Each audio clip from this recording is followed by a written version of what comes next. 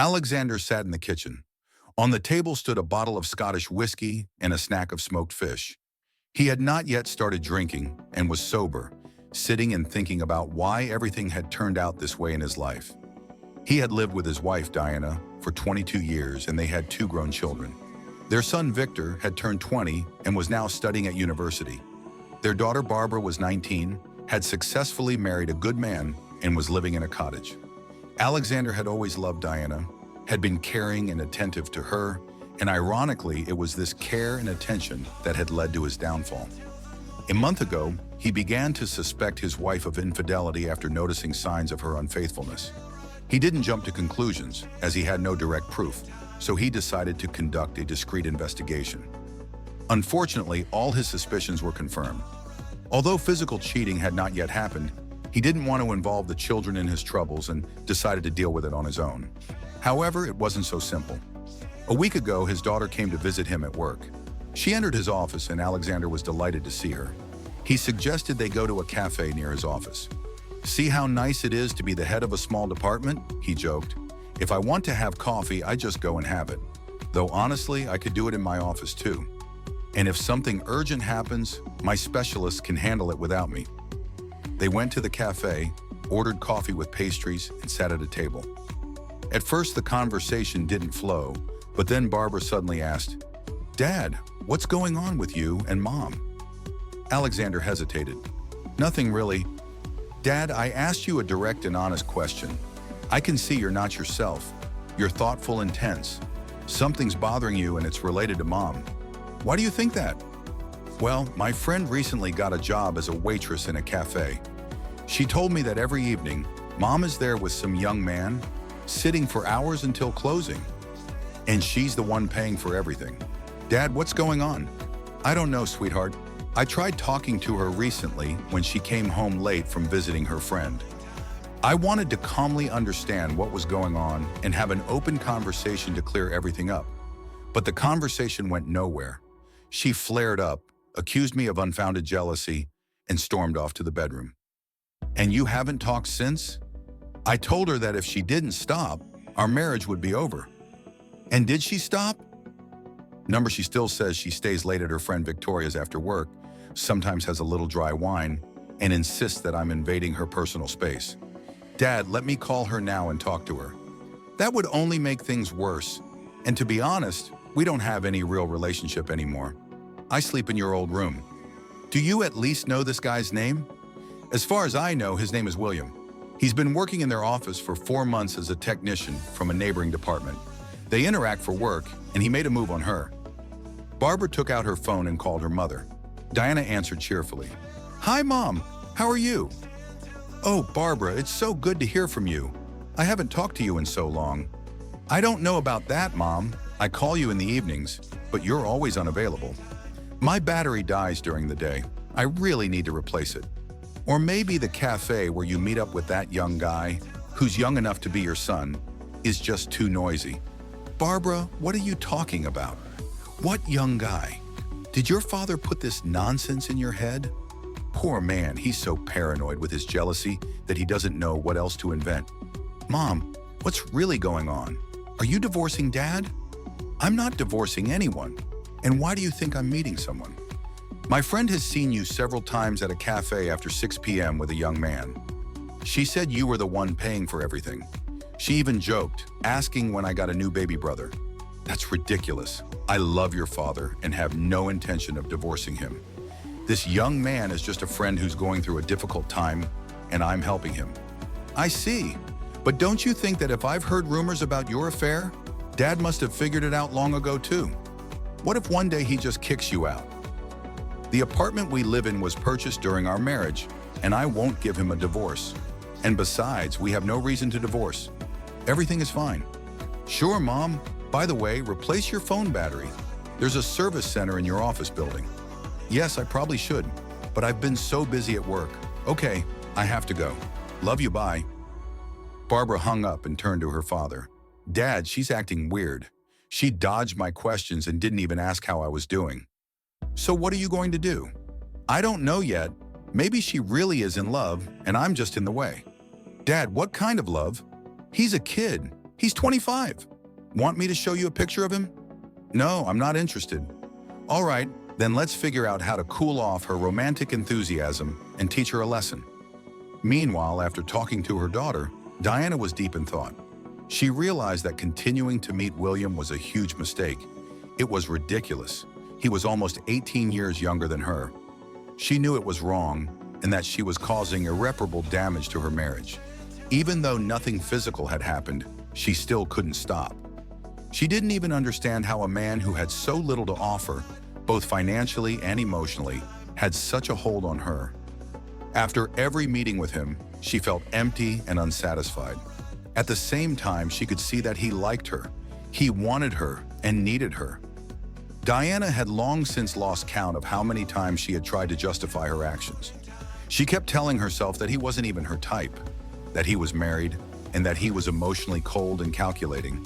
But she couldn't deny that he had a power over her. Their friendly coffee meetings never turned into anything more. But as Barbara had correctly pointed out, she was always the one paying. Now, after her conversation with her daughter, Diana realized she needed to change the cafe they went to. Obviously, someone from their social circle also went there, and word could easily get back to her husband. He had already tried talking to her, but she had skillfully avoided the conversation. She had no intention of getting a divorce. However, William had problems of his own. His wife had supposedly cheated on him, and he was forced to leave home to avoid a scandal in front of his children. He had told Diana, "If it weren't for the kids, I would have left her long ago."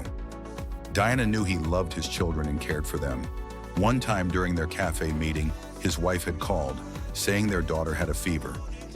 William had canceled everything and rushed home. Diana sighed. She had no idea that soon, her entire world would collapse. Diana had no idea that her entire world was already unraveling.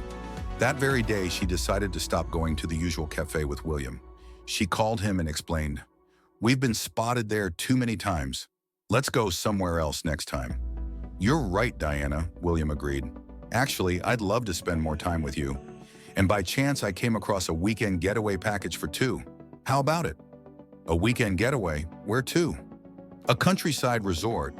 You can just tell your husband that you have to go on a sudden business trip to your company's branch office for an inspection. Everyone knows they work on weekends and take their days off on Monday and Tuesday, so it won't seem suspicious." "And when would this be?"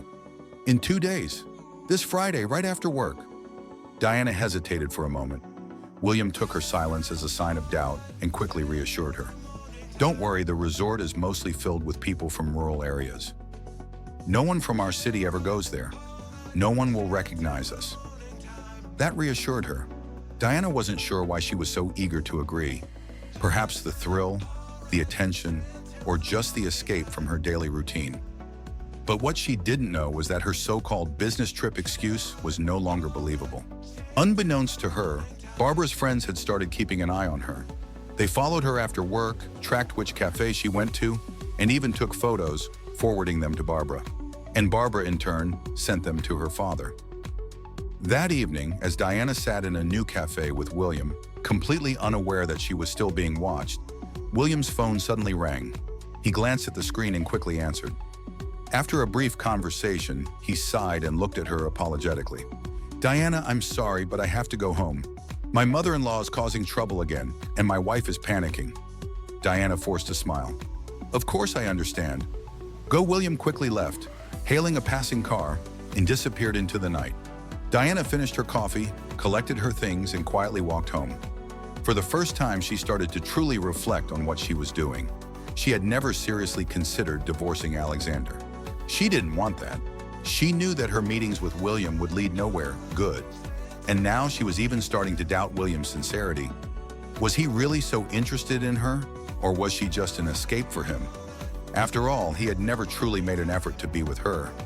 She was the one who had always invited him to cafes. She was the one who always paid. Meanwhile, Alexander was sitting in the kitchen at home.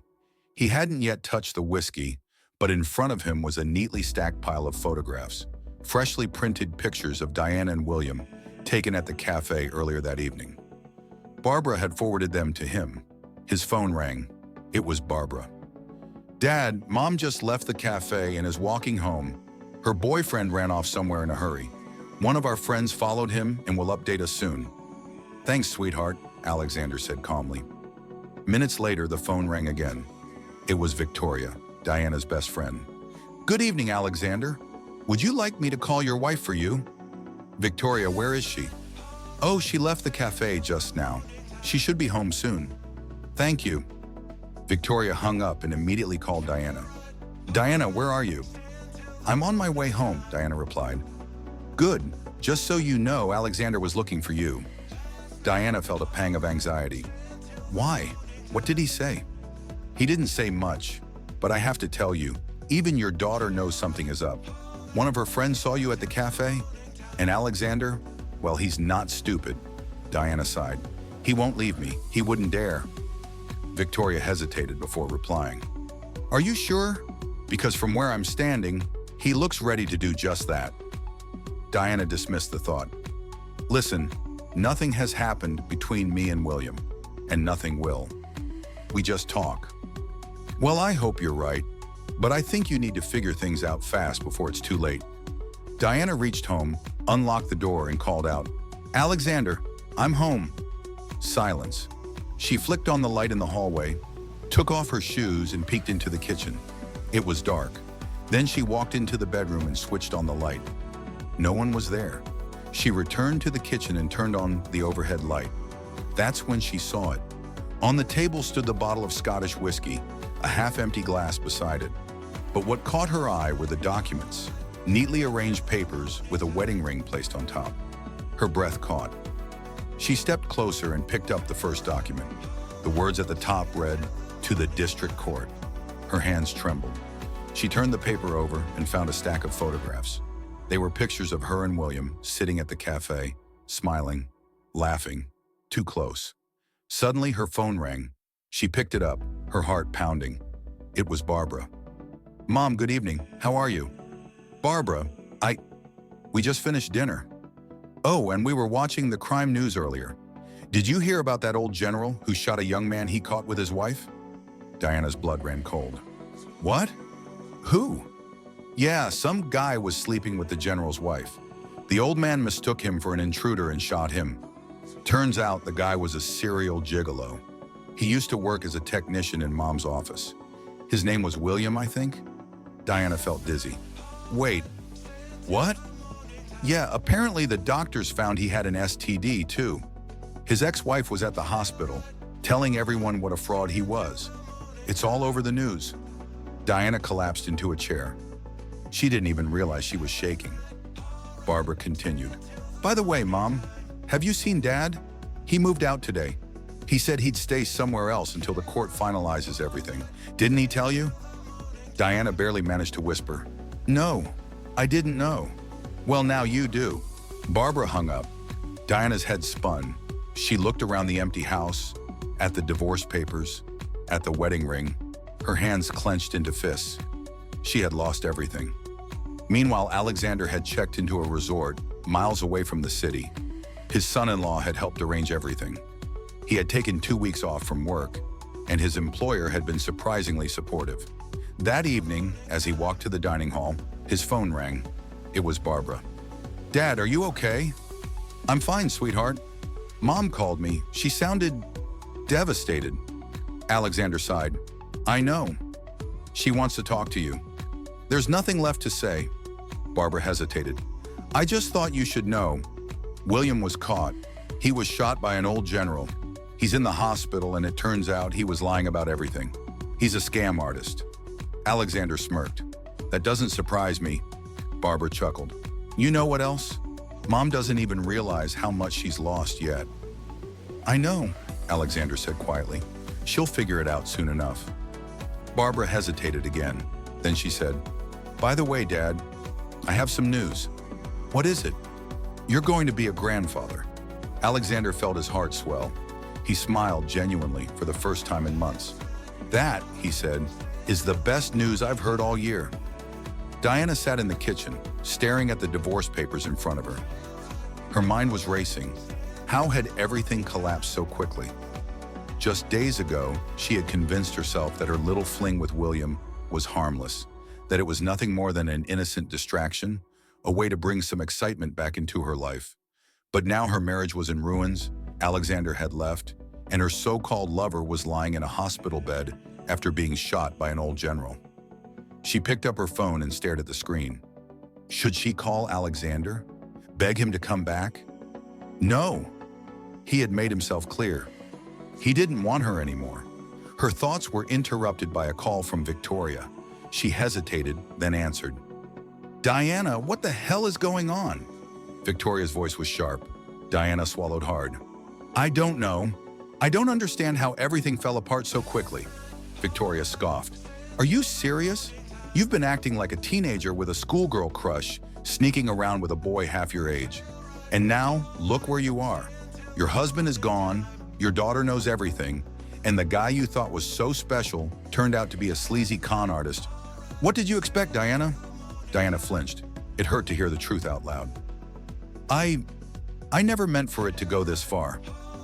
You never meant for it to go this far? Victoria repeated mockingly. Then what exactly was your plan? Were you actually going to go on that weekend getaway with him? Diana hesitated. I don't know. I thought maybe... Oh my God, Diana, you thought it would help your marriage? You were about to cheat on your husband, and you seriously believed that would bring you and Alexander closer? You've lost your damn mind.